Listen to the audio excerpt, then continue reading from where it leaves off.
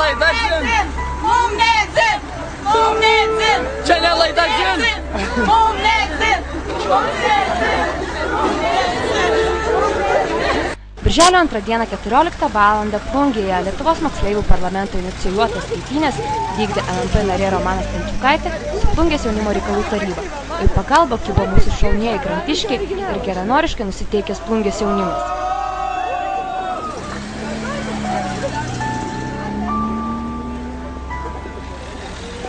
Ar dalyvausite Europos parlamento rinkimuose? Būtinai. O jūs? Labai gerai. Būtina.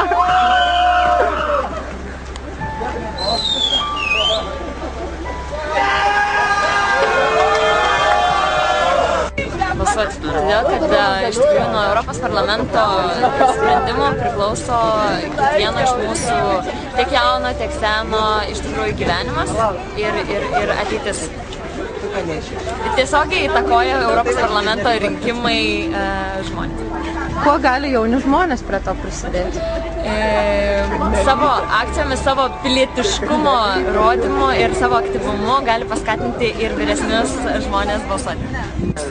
Ar dalyvausite Europos parlamento rinkimuose? Be abejo, nėra jokio klausimo. Kodėl jums tai yra svarbu?